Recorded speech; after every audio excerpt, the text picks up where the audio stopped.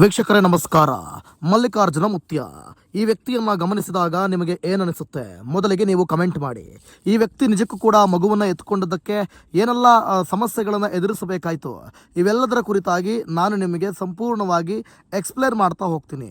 ನೀವಿನ್ನು ಯಾರು ಕೂಡ ಸಬ್ಸ್ಕ್ರೈಬ್ ಮಾಡ್ಕೊಂಡಿಲ್ಲ ಅಂತಂದರೆ ದಯವಿಟ್ಟು ಈ ಕೂಡಲೇ ಸಬ್ಸ್ಕ್ರೈಬ್ ಮಾಡ್ಕೊಳ್ಳಿ. ವೀಕ್ಷಕರೇ, ಉತ್ತರ ಕರ್ನಾಟಕ ಭಾಗದಲ್ಲಿ ಸಾಕಷ್ಟು ಭಕ್ತರನ್ನು ಹೊಂದಿರುವಂತಹ, ನಡೆದಾಡುವ ದೇವರು, ಈ ವ್ಯಕ್ತಿ ದೇವರೇ ಎಂದೆನಿಸಿಕೊಂಡಿರುವಂತಹ ಮಲ್ಲಿಕಾರ್ಜುನ ಮುತ್ಯ.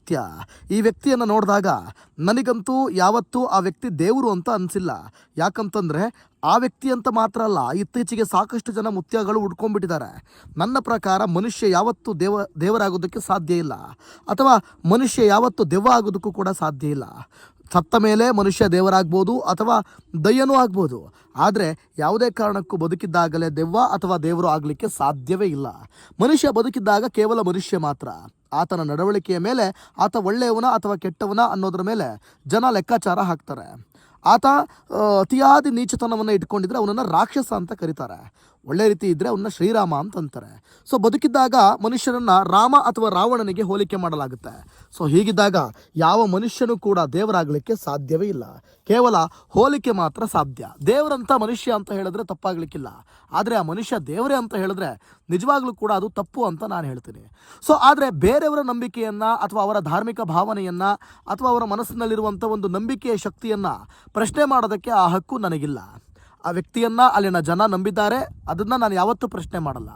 ನಂಬಿಕೆ ಇರಲಿ, ಮೂಢನಂಬಿಕೆ ಬೇಡ ಅಂತ ಕೇವಲ ಒಂದು ಸಣ್ಣ ಸಜೆಷನ್ ಕೊಡಬಹುದೇನೋ, ಆ ಒಂದು ಫ್ರೀಡಮ್ ನನಗಿದೆ, ನಾನು ಕೊಡ್ತೀನಿ. ಅದನ್ನು ತಗೊಳ್ಳೇಬೇಕು ಅನ್ನೋದು ಕೂಡ ನನ್ನ ಉದ್ದೇಶವೇನು ಅಲ್ಲ. ಹಾಗಾಗಿ ಇಲ್ಲಿ ಮಲ್ಲಿಕಾರ್ಜುನ ಮುತ್ಯ ಅನ್ನೋ ವ್ಯಕ್ತಿಯ ಬಗ್ಗೆ ನಾನು ಆತನ ನಡವಳಿಕೆ ಅಥವಾ ಆತ ದೇವರೋ ದಿಂಡ್ರೋ ಅವೆಲ್ಲ ಬೇಕಾಗಿಲ್ಲ, ನಮಗೆ ಬೇಡದ ವಿಚಾರ. ಆದರೆ ಆತ ನಡೆದುಕೊಂಡಿರುವಂಥ ರೀತಿ ಬಗ್ಗೆ ನಾವೀಗ ಚರ್ಚೆ ಮಾಡ್ತಾ ಹೋಗೋಣ. ಸೊ ಹಾಗಾಗಿ ನಾನು ಮತ್ತೆ ಕೇಳ್ತಾ ಇದ್ದೀನಿ, ನೀವಿನ್ನೂ ಕೂಡ ಸಬ್ಸ್ಕ್ರೈಬ್ ಮಾಡ್ಕೊಂಡಿಲ್ಲ ಅಂತಂದರೆ ದಯವಿಟ್ಟು ಈ ಕೂಡಲೇ ಸಬ್ಸ್ಕ್ರೈಬ್ ಮಾಡ್ಕೊಳ್ಳಿ. ವೀಕ್ಷಕರೇ, ಮಲ್ಲಿಕಾರ್ಜುನ ಮುತ್ಯ ಈ ಹಿಂದೆಯಿಂದಲೂ ಕೂಡ ಆತ ಮಕ್ಕಳನ್ನು ಎತ್ತಿ ಆಡಿಸುವಂಥದ್ದು ನಾನು ತುಂಬ ವಿಡಿಯೋಗಳನ್ನು ನೋಡಿದ್ದೇನೆ ನಾನು. ಸೊ ಅದೇ ರೀತಿಯಾಗಿ ಈಗ ಮೊನ್ನೆ ವೈರಲ್ ಆದಂಥ ವಿಡಿಯೋನೂ ಕೂಡ ಒಂದು. ಆ ವಿಡಿಯೋವನ್ನು ಆ ಮಗುವಿನ ತಂದೆ ತಾಯಿಯೇ ಶೂಟ್ ಮಾಡಿರ್ತಾರೆ. ಆ ಮಗುವಿನ ತಂದೆ ತಾಯಿ ಅದನ್ನು ಅಪ್ಲೋಡ್ ಕೂಡ ಮಾಡಿರ್ತಾರೆ. ಸೊ ಅದು ವೈರಲ್ ಆಗ್ತಾ ಹೋಗುತ್ತೆ. ಅದು ವೈರಲ್ ಆದ ನಂತರದಲ್ಲಿ ಅದನ್ನು ನೋಡಿದಂಥ ಒಂದಷ್ಟು ಜನ ಅದನ್ನು ಬೇರೆ ರೀತಿಯಲ್ಲೇ ಬಿಂಬಿಸಲಿಕ್ಕೆ ಶುರು ಮಾಡ್ತಾರೆ.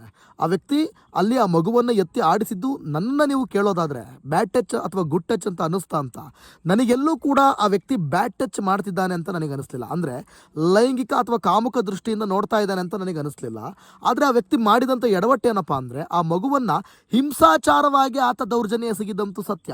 ಲೈಂಗಿಕ ದೌರ್ಜನ್ಯ ಅಲ್ಲ, ಆದರೆ ಹಿಂಸಾಚಾರದ ದೌರ್ಜನ್ಯ ಅಂತಂದರೆ ಆತ ಫಿಸಿಕಲಿ ಹರಾಸ್ಮೆಂಟ್ ಮಾಡಿದ್ದಾನೆ. ಅಂದರೆ ಯಾವ ರೀತಿ ಅಂತಂದರೆ ಆ ಮಗುವಿನ ಕುತ್ತಿಗೆಯನ್ನು ಎತ್ತಿ ಆ ಕಡೆ ಹಾಕೋದು, ಆಮೇಲೆ ಹಿಡ್ಕೊಂಡು ಆಕೆಯ ಜುಟ್ಟನ್ನು ಎಳೆಯೋದು, ಮತ್ತು ಕುತ್ತಿಗೆಯನ್ನು ಹಿಂಗೆ ಹಿಡಿದು ತಳ್ಳೋದು, ಫುಲ್ಲು ಅಂದರೆ ಎತ್ತಿ ಬಿಸಾಕೋದು, ಪಾಪೋದು. ಚಿಕ್ಕ ಮಗು, ಅದಕ್ಕೆ ನೋವಾಗುತ್ತೆ, ಅದಕ್ಕೆ ಇರಿಟೇಷನ್ ಆಗೋದು ಗೊತ್ತಾಗ್ತಾ ಇದೆ ನಮಗೆ. ಸೊ ಅದು ಅಲ್ಲಿ ಆತ ಮಾಡಿದಂಥ ಎಡವಟ್ಟು.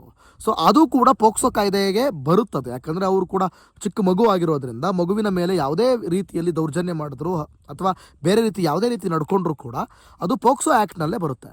ಸೊ ಹಾಗಾಗಿ ಈಗ ಮಲ್ಲಿಕಾರ್ಜುನ ಮುತ್ಯ ಮಾಡಿದ್ದು ಎಷ್ಟರ ಮಟ್ಟಿಗೆ ಸರಿ? ನನ್ನ ಅಭಿಪ್ರಾಯವನ್ನು ಕೇಳೋದಾದರೆ ಎಲ್ಲರೂ ಕೂಡ ಕಾಮುಕ ದೃಷ್ಟಿಯಿಂದ ಆಕೆಯನ್ನು ಟಚ್ ಮಾಡಿದ್ದಾನೆ ಅಂತ ಹೇಳ್ತಾ ಇದ್ದಾರೆ. ನನಗೇನೋ ಆ ರೀತಿ ಅನ್ನಿಸ್ತಾ ಇಲ್ಲ.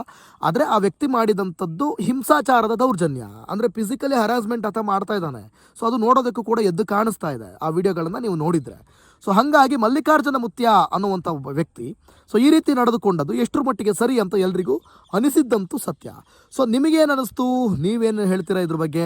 ನೀವು ಕೂಡ ಕಮೆಂಟ್ ಮಾಡಬಹುದು. ಇದರ ನಡುವೆ ಒಂದು ರೀತಿಯಲ್ಲಿ ಆತನಿಗೆ ಮತ್ತೊಂದು ಸಂಕಷ್ಟ ಎದುರಾಗಿದೆ.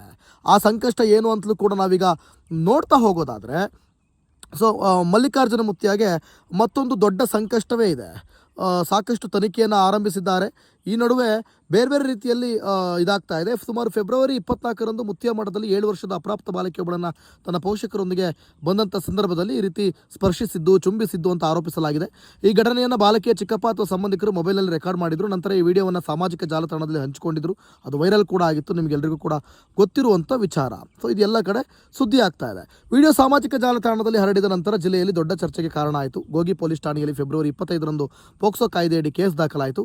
ಶಾಪುರ ಸಿಪಿಐ ಕಚೇರಿಯಲ್ಲಿ ಬಾಲಕಿಯನ್ನು ವಿಚಾರಣೆ ಮಾಡಲಾಯಿತು. ಈ ಸಮಯದಲ್ಲಿ ವಿಡಿಯೋ ರೆಕಾರ್ಡ್ ಮಾಡಿದಂಥ ಮೊಬೈಲ್ ಫೋನನ್ನು ಕೂಡ ಪೊಲೀಸರು ಜಪ್ತಿ ಮಾಡಿದ್ರು. ಇನ್ನು ಕೇಸ್ ದಾಖಲಾದ ನಂತರ ಮುತ್ಯ ಮಠದಿಂದ ಪರಾರಿಯಾದರು ಅಂತ ಹೇಳಲಾಗಿತ್ತು. ಆದರೆ ಅವರು ಅಜ್ಞಾತ ಸ್ಥಳದಿಂದ ವಿಡಿಯೋ ರಿಲೀಸ್ ಮಾಡಿದ್ದಾರೆ. ವಿಡಿಯೋದಲ್ಲಿ ಭಕ್ತರೇ ಆತಂಕ ಪಡಬೇಡಿ, ನಾನು ಇಲ್ಲೇ ಇದ್ದೇನೆ, ಬಾಲಕಿಯೊಂದಿಗಿನ ನನ್ನ ಸಂಬಂಧ ತಂದೆ ಮಗಳಂತಿದ್ದು ಯಾವುದೇ ತಪ್ಪು ಮಾಡಿಲ್ಲ ಅಂತ ಹೇಳಿದ್ದಾರೆ. ಮುತ್ಯ ಯಾದಗಿರಿ ಜಿಲ್ಲೆಯಲ್ಲಿ ಪವಾಡ ಪುರುಷ ಅಂತಲೇ ಕರೆಸ್ಕೊಂಡಿದ್ದಾರೆ. ಇವೆಲ್ಲವೂ ಕೂಡ ನಿಮಗೆ ಗೊತ್ತಿರುವಂಥ ವಿಚಾರ. ಜೊತೆಗೆ ಒಂದು ಆಕ್ರೋಶ ಕೂಡ ಕೇಳಿ ಬಂದಿದೆ. ಯಾಕಂತಂದರೆ ಮುತ್ಯನ ವಿರುದ್ಧ ಈ ರೀತಿ ದೂರು ದಾಖಲಾಗಿದ್ದಕ್ಕೆ ಒಂದಷ್ಟು ಆಕ್ರೋಶ ಕೂಡ ಕೇಳಿ ಬಂದಿದೆ. ಭಕ್ತಾದಿಗಳು ಆಕ್ರೋಶವನ್ನು ಹೊರ ಹಾಕಿದ್ದಾರೆ. ಸೊ ಕಾದ್ ನೋಡೋಣ ಏನಾಗುತ್ತೆ ಅಂತೇಳಿ. ನಿಮಗೇನು ಅನ್ನಿಸ್ತು ನೀವು ಕಮೆಂಟ್ ಕೂಡ ಮಾಡ್ಬೋದು. ಇನ್ನು ಸಬ್ಸ್ಕ್ರೈಬ್ ಮಾಡ್ಕೊಳ್ಳಿಲ್ಲ ಅಂದರೆ ಈ ಕೂಡಲೇ ಸಬ್ಸ್ಕ್ರೈಬ್ ಮಾಡ್ಕೊಳ್ಳಿ. Thank you.